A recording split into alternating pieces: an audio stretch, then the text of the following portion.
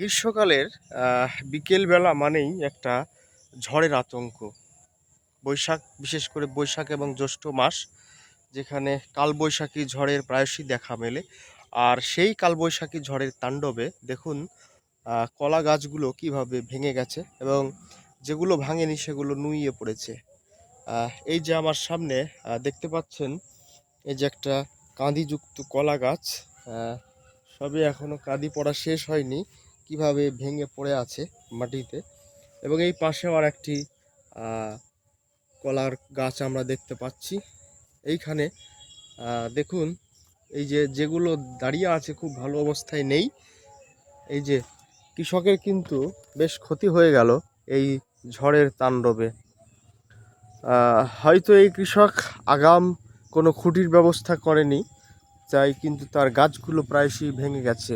প্রায় সিকিভাগ অর্থাৎ 25%-এর উপরে গাছ কিন্তু এই বাগানের ভেঙে গেছে। এই একই দৃশ্য আমরা দেখলাম আরও একটি কলার বাগানে।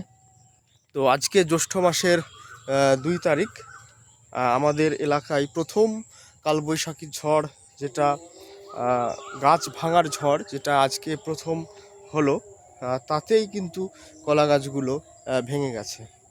তো এই সময় কৃষকদেরকে অবশ্যই সতর্ক থাকতে হবে।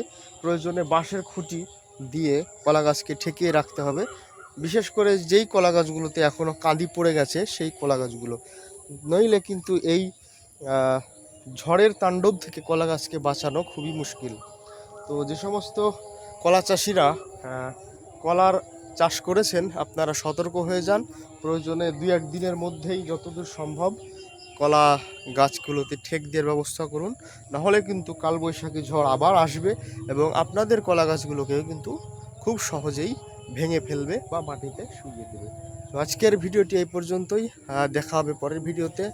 ভালো থাকবেন, সুস্থ থাকবেন, সতর্ক থাকুন। ধন্যবাদ।